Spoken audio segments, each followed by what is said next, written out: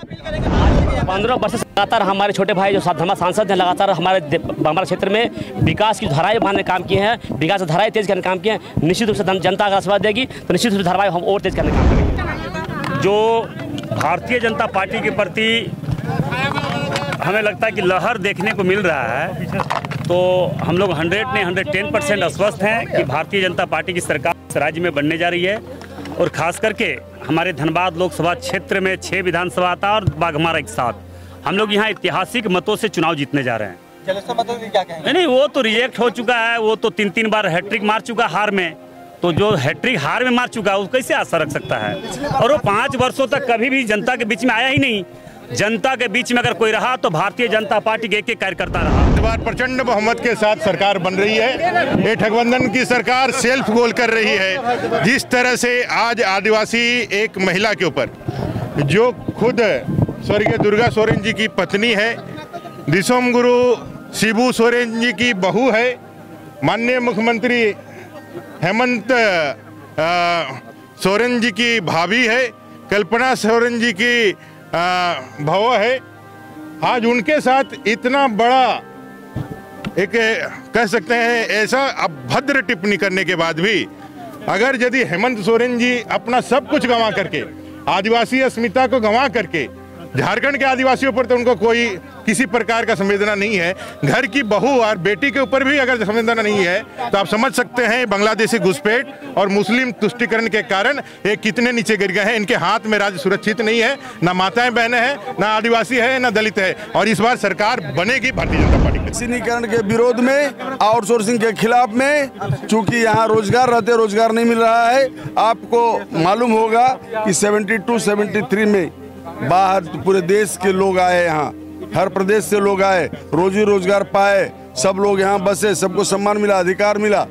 और आज के दिन में यहाँ के बच्चे देश के कोने कोने में भटक रहा है। ये भारतीय जनता पार्टी का। ये कांग्रेस का रोहित भी बगावत कर गए।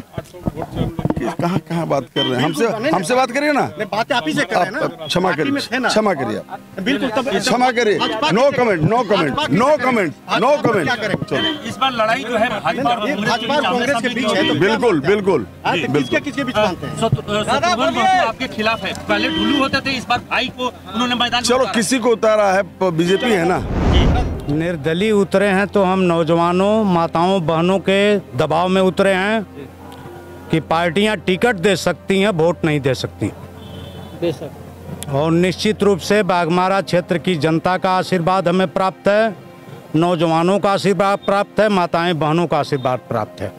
और आशीर्वाद निरंतर प्रतिदिन बढ़ते जाएगा, उसको घटने की कोई संभावना नहीं। आपके घर के दरवाजे पर 2.5 घंटे तक जलेसर महतो बैठे रहे इंतजार में मिलने के लिए। नहीं मिले नहीं जानकारी है हमको, हम घर पर थे नहीं। अच्छा, हाँ। मिलने के लिए आपके दरवाजे पे पहुंचे थे? प्रत्याशी हैं, वोट मांगने गए होंगे, हो सकता है, हमसे मुलाकात नहीं हुई। हाँ,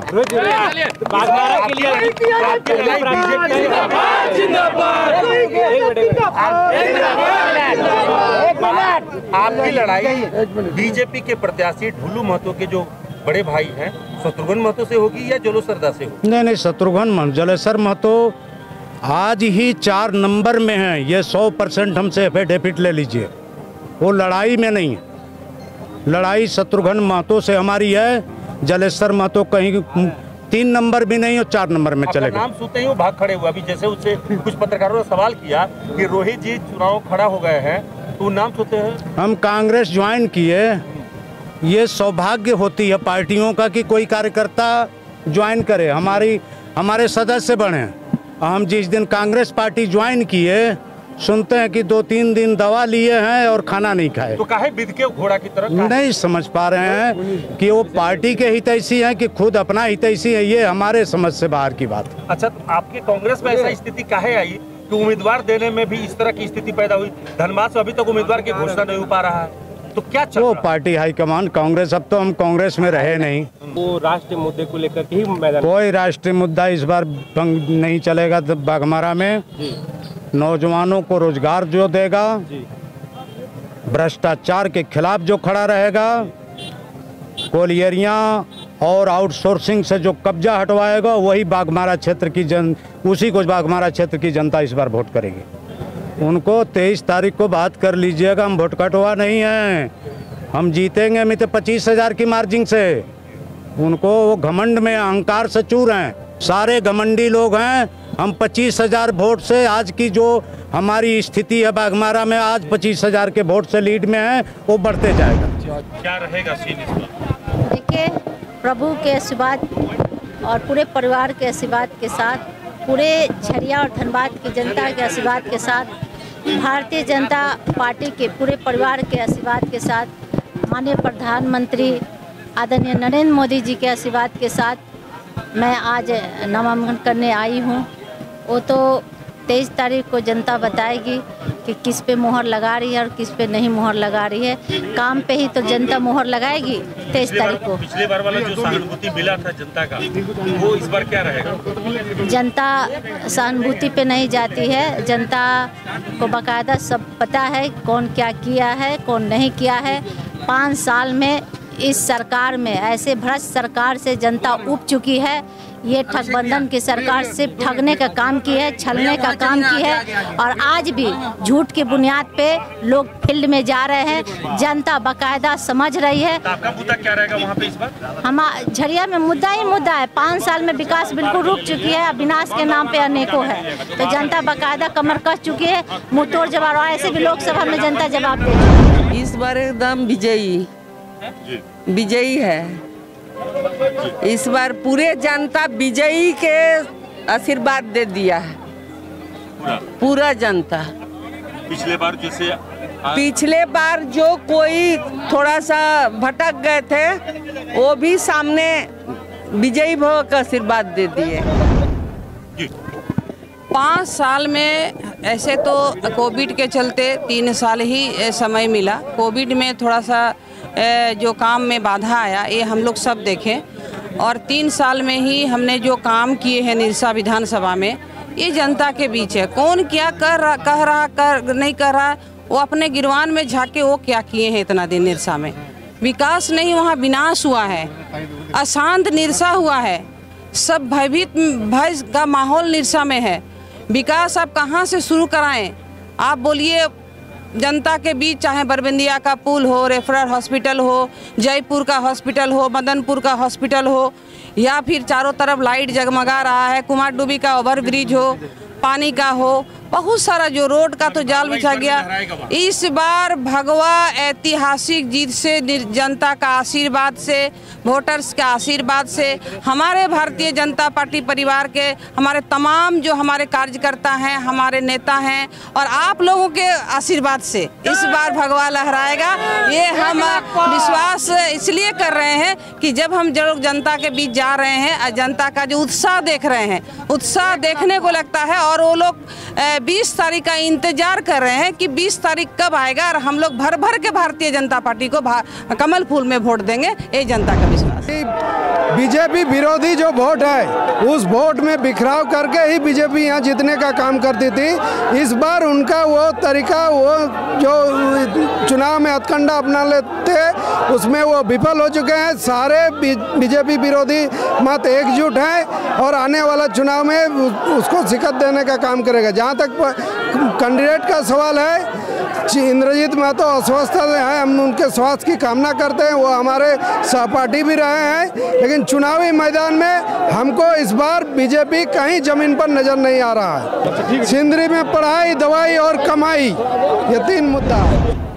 इस बार भी मैदान में आ गए? हाँ, इस बार भी गरीबों के लिए मैदान में आ गए हैं। अगर ये वाला चुनाव जोड़ दिया जाए जी, तो अभी तक कुल कितना चुनाव हो जाएगा? ये 9वां चुनाव हो जाएगा। 9 चुनाव। डिप्टी मेयर का लड़े, आपका विधायक का लड़े, मुखिया का लड़े, और आपका MP का, MLA का लड़े, MP का भी लड़े। MP का 3 बार लड़ चुके हैं। ये आप लोगों का आशीर्वाद है, जनता का आशीर्वाद। जब तक जिंदा रहेंगे चुनाव लड़िएगा। सोचिए तो है ये, अब भगवान जाने आप लोग का आशीर्वाद मिले तब तो। 9वां नंबर है ना ये? 9 नंबर है। कब से चुनाव लड़े, किस ईयर से? हम 45 साल हो गया, 45 ईयर्स हो गया चुनाव लड़ रहे हैं। देखा जाए चुनाव लड़ने में मिलता क्या है? क्या मिलता है? प्यार मिलता है? नहीं, हम जो पैसा मिलता है, कुछ तो मिलता होगा। हम जो प्रणाम करते हैं ना, छोटे बड़े, महिला पुरुष, सबका आशीर्वाद दिल से मिलता है, इससे बड़ा क्या है। एक आशीर्वाद, एक पिछले 8 चुनाव में तो आप हारे, एक आशीर्वाद 1 करोड़। पिछले 8 चुनाव में तो आप हार गए, तो फायदा तो आपको कभी मिला नहीं। देखिए हम 2822 वोट MP इलेक्शन में लाए ना, हमको 2822 लोग अपना MP बनाए ना, हमको यही बहुत बड़ा है कि नहीं। उसमें ये लोग सब हो सकते हैं। कौन सा विधानसभा से चुनाव में अपना धनबाद 40 धनबाद से। जी हाँ, आप लोग।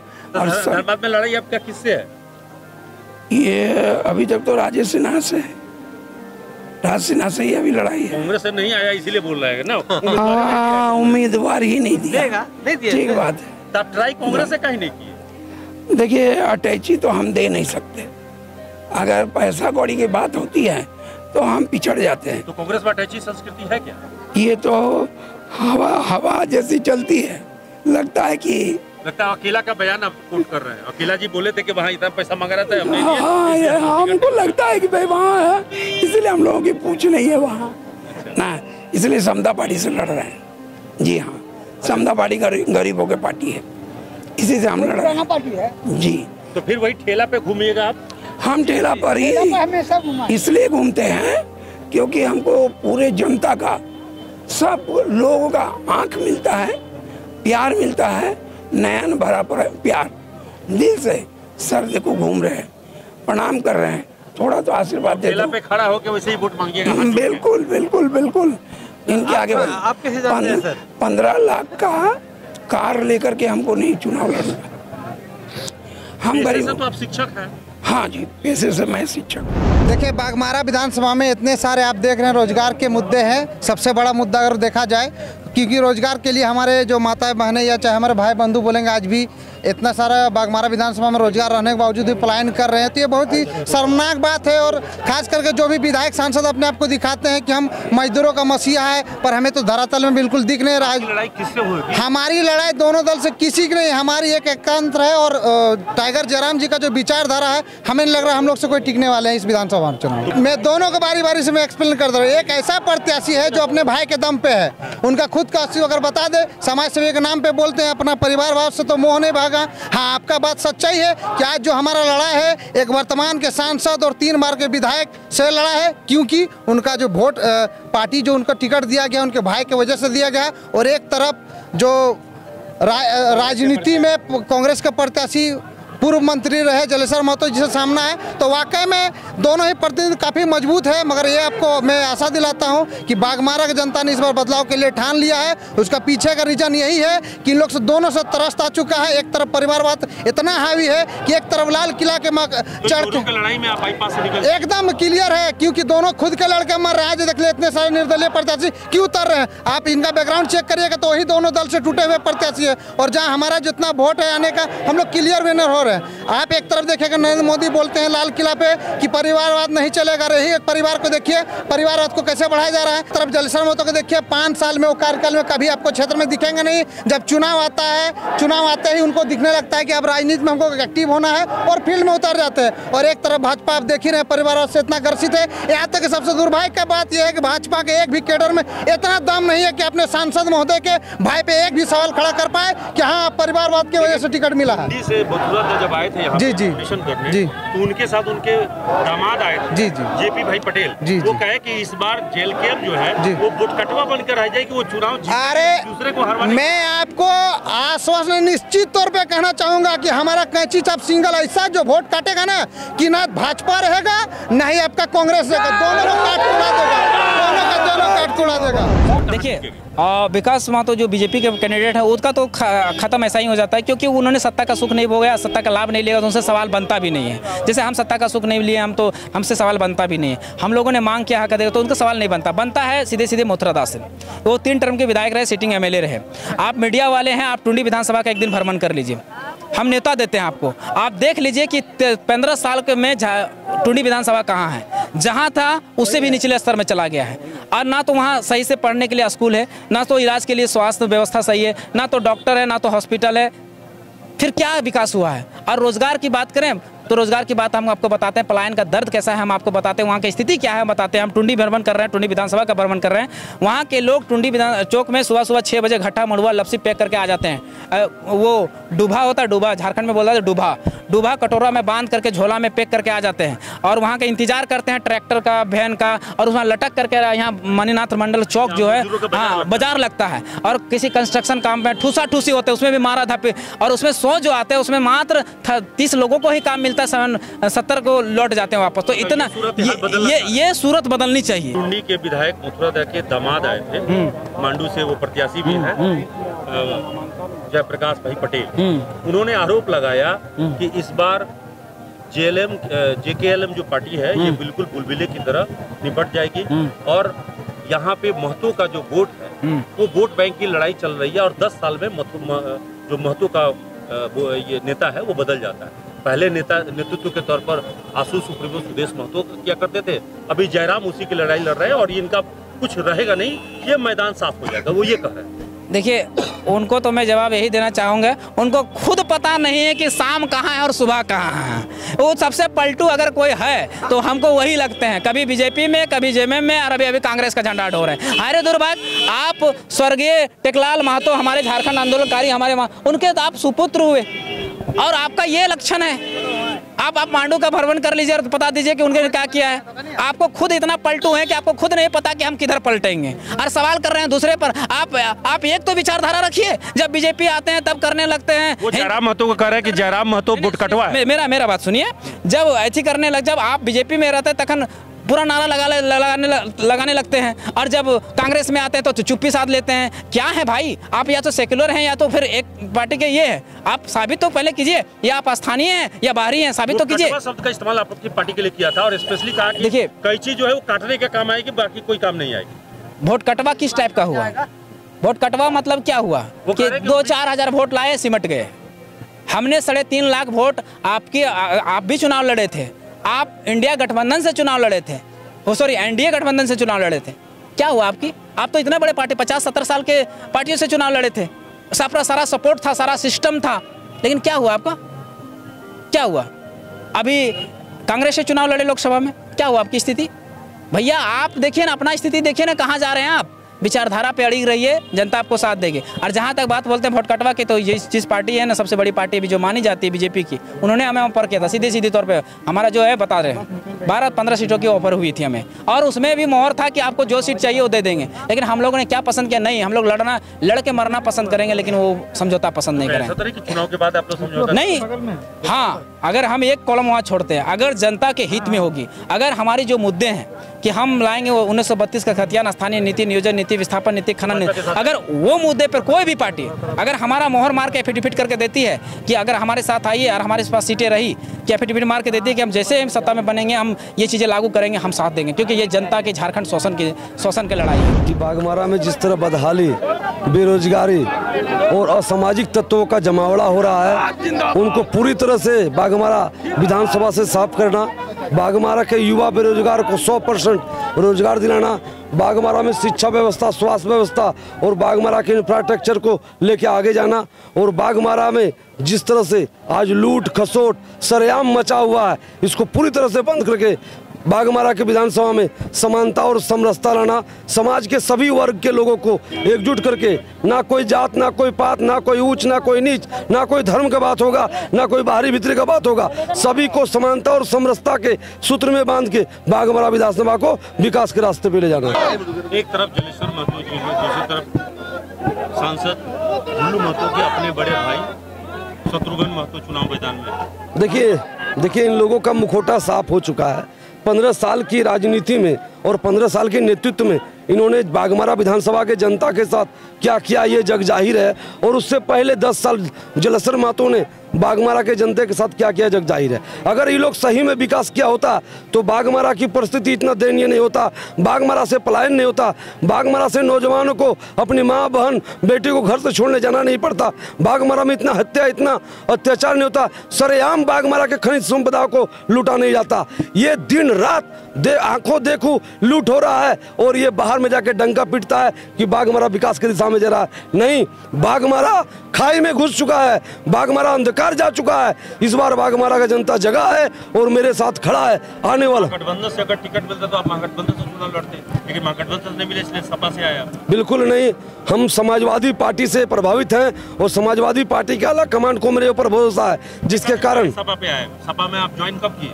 जी बिल्कुल, आज से 2 दिन पहले हम सपा। पहले आप समाजवादी हुए कैसे? देखिए समाजवादी हम पहले जब ज्वाइन किया था समाजवादी कैसे? बिल्कुल हम बता रहे हैं, बिल्कुल हम बता रहे हैं। हमारा एक अपना निजी संगठन है जनशक्ति दल, जिसमें समाज में जाके हम सामाजिक व्यवस्था को समानता और समरसता के माध्यम से काम करते हैं, सभी वर्ग को एक साथ लेकर चलते हैं। इसीलिए समाजवादी पार्टी ने मेरे ऊपर भरोसा करके और हमको नेतृत्व करने का मौका दिया। तो चुनाव के अहम मौके पर आप समाजवादी बने, उससे पहले तो आप कुछ और दूसरे दल में थे? नहीं, हम अपना संगठन के माध्यम से तैयारी कर रहे थे।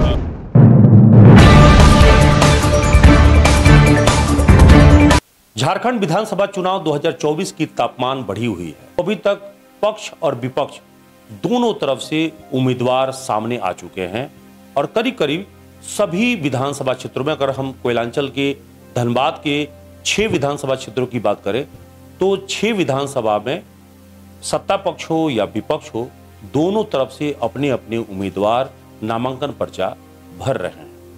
अगर धनबाद विधानसभा की बात करें तो सिर्फ कांग्रेस ने ही धनबाद विधानसभा में अपना प्रत्याशी अभी तक घोषित नहीं किया है। अलबत्ता सभी क्षेत्रों में उनके प्रत्याशी मैदान में आ चुके हैं। दूसरी पार्टियों की बात अगर हम करें तो दूसरी पार्टियों से, चाहे भाजपा हो, कांग्रेस हो या गठबंधन के तहत जो दूसरी पार्टियां हैं, वो भी मैदान में आ चुकी हैं। अब आज अगर हम सोमवार की बात करें तो सोमवार को निरसा से अपर्णा सेन गुप्ता, जो कि भाजपा के प्रत्याशी हैं, मौजूदा विधायक हैं, उन्होंने नामांकन पर्चा दाखिल कर लिया है। दूसरी ओर अगर आप सिंदरी की बात करें तो सिंदरी से भाकपा माले के उम्मीदवार बबलू महतो ने भी नामांकन पर्चा दाखिल कर लिया है। अब चलिए जरा सा बाघमारा चूंकि जो क्षेत्र है वहां सबसे ज्यादा कसमकस है, टॉप फाइट है, और वहां पे बाघमारा के मौजूदा सांसद ढुल्लू महतो के बड़े भाई शत्रुघ्न महतो भाजपा के प्रत्याशी हैं और उन्होंने भी आज पूरे लाव लश्कर के साथ, काफी भीड़ के साथ वो पहुंचे थे और उनकी जो समर्थकों की संख्या थी वो काफी बड़ी थी और वो भी आज नामांकन पर्चा दाखिल कर लिया है। अगर विरोधी की बात करें तो उनके जस्ट अपोनेंट जो है विरोधी, वहां कांग्रेस से प्रत्याशी हैं जलेश्वर महतो, उन्होंने भी नामांकन पर्चा जो है दाखिल कर लिया है। पूरे जोर शोर के साथ वो भी आज पहुंचे थे, अपने समर्थकों के साथ पहुंचे हुए थे। और बाघमारा विधानसभा क्षेत्र से ही जो अन्य चेहरे सामने आए हैं उसमें से एक चेहरा जो काफी चर्चित हो गया है वो है रोहित यादव।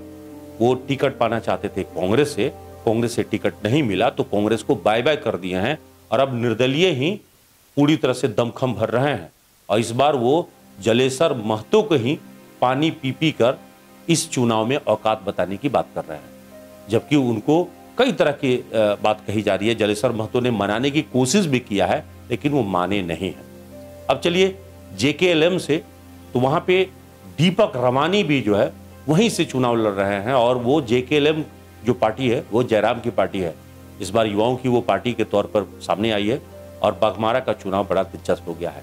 एक नया चेहरा और सामने आया है जो कल तक महागठबंधन से चुनाव लड़ने की बात कर रहा था लेकिन वो भी विरोध में सामने आया है, वो है सूरज महतो। और सूरज महतो जो है इस बार चुनाव मैदान में है। उनके लिए भी बड़ा दिलचस्प है कि वो सपा से मैदान में उतरे, क्योंकि जब वो निजी तौर पे कोई संगठन चलाते हैं लेकिन जब किसी यहाँ के पार्टियों ने, झारखंड के या अगर कांग्रेस भाजपा की बात छोड़ दे तो यहाँ पे उनका जो है सपा से 2 दिन पहले वो सपा में शामिल हुए हैं और टिकट लेके आए हैं और वो समाजवादी हो गए हैं, तो वो कह रहे हैं कि बाघमारा में बदलाव के लिए वो आए हैं। अब चलिए झरिया की बात करते हैं। तो झरिया की सबसे जो ताकतवर घराना है और भाजपा की सबसे हैवीवेट प्रत्याशी के तौर पर अगर कहें तो आज वहां का जो चुनाव के प्रत्याशी हैं रागिनी सिंह, बीजेपी की प्रत्याशी हैं, वो चुनाव मैदान में उतर गई हैं और यहाँ दिलचस्प मुकाबला होने वाला है। सबकी नजर पूरे झारखंड क्या पूरे देश की नजर है झरिया पर, क्योंकि झरिया में देवरानी जेठानी की लड़ाई तो लोग देखता ही हैं सबसे बड़ी बात है कि एक ही घर से टूटकर दूसरा जो परिवार है, रघुकुल परिवार, उसी से पूर्णिमा नीरज सिंह खड़ी हुई है। और रागिनी के बारे में इसलिए ज़्यादा महत्व रखता है क्योंकि रागिनी के जो ससुर हैं वो इस क्षेत्र के सबसे बड़े नाम चीन मजदूर नेता रहे हैं, स्वर्गीय सूरजदेव सिंह। उनकी वो पुत्रवधू हैं। उनकी जो ससुर के अलावा जो सास है कुंती सिंह, वो झरिया की पूर्व विधायक रह चुकी है। और पति जो है संजीव सिंह, वो भी झरिया के पूर्व विधायक रह चुके हैं। और पत्नी, मतलब चूंकि पति जेल में होने के बाद पिछले बार टिकट जो है उनको मिला था, पिछले बार वो चुनाव जो है हार गई थी, लेकिन इस बार फिर से पार्टी ने उन पर भरोसा जताया है और इस बार वो चुनाव मैदान में हैं।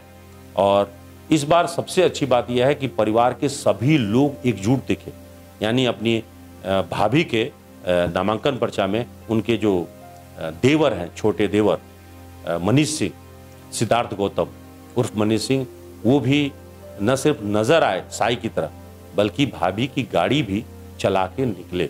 मतलब ड्राइवर के सीट पर जो है देवर थे और भौजाई बगल में बैठी हुई थी। और इस प्रकार से ये चुनाव काफ़ी दिलचस्प हो गया। अगर अन्य निर्दलीय प्रत्याशियों की बात करेंगे तो निर्दलीय प्रत्याशी भी बहुत आए हैं। उसमें से एक चेहरा जो आप देखे होंगे ठेला पर घूम घूम कर हाथ जोड़कर सबको आशीर्वाद मांगते हुए, केसी सिंह राज, ये वही हैं 72 साल की उम्र के हैं और कहते हैं कि ताउम्र चुनाव लड़ने का ये धरती पकड़ का रिकॉर्ड तोड़ना चाहते हैं। और आपको याद होगा कि इन्होंने कसम खा लिया, जैसे लग रहा है कि मुखिया से लेकर लोकसभा, विधानसभा, मेयर सभी का चुनाव लड़ते आ रहे हैं और ये इनका 9वां चुनाव है। मतलब धनबाद विधानसभा से इस बार फिर से वो चुनाव मैदान में है और कह रहे हैं कि चुनाव में जीत हार नहीं है, वो जनता का आशीर्वाद लेने के लिए आए हैं। तो आप जैसे भी समझिए, पेशे से शिक्षक हैं, लेकिन उनका भी चुनाव में आना बड़ा दिलचस्प होता है। हाँ, मजेदार बात यह है कि टुंडी का चुनाव भी बड़ा दिलचस्प हो गया है। यहाँ से JKLM जो है, यानी जयराम की पार्टी जो है, यहाँ से मोतीलाल महतो को मैदान में उतारा है। उन्होंने भी नामांकन पर्चा दाखिल कर दिया है। नामांकन पर्चा दाखिल करने के बाद मोतीलाल भी जो मौजूदा विधायक हैं टुंडी के, मथुरा पर खूब जमकर बरसे और बदलाव की बात कही। अन्य निर्दलीय प्रत्याशियों की बात करें तो कुछ और भी निर्दलीय प्रत्याशी मैदान में हैं जो यहाँ पे नजर आएंगे, लेकिन जो खास चेहरे अभी तक नजर आए हैं वो सामने आपको दिख रहे हैं। कल मंगलवार आखिरी दिन है और आखिरी दिन कौन प्रत्याशी सामने आता है, कौन त्रिकोणात्मक संघर्ष में आएगा, कौन सीधी फाइट में आएगा, ये देखने वाली बात होगी। फिलहाल यही कह सकते हैं कि धनबाद का 6 विधानसभा का जो चुनाव होगा बड़ा दिलचस्प होगा और सबकी नज़र इस 6 विधानसभा सीट पर होगी। तो ये भी हैं, दमखम भर रहे हैं और भी बहुत सारे चेहरे हैं जो इस मैदान में दमखम भर रहे हैं और दो हाथ करने की बात कर रहे हैं। सबके दावे हैं, सबके घोषणाएं हैं और सब बड़ी बड़ी बातें कर रहे हैं। क्या बदलेगा सूरत हाल हमें नहीं पता, लेकिन फिलहाल यही कह सकते हैं कि धनबाद का जो चुनाव है वो बड़ा दिलचस्प हो गया है। आज के लिए इतना ही। सहयोगी अरविंद, संतोष, विवेक के साथ कुंवर अभिषेक सिंह, न्यूज़ ANP धनबाद।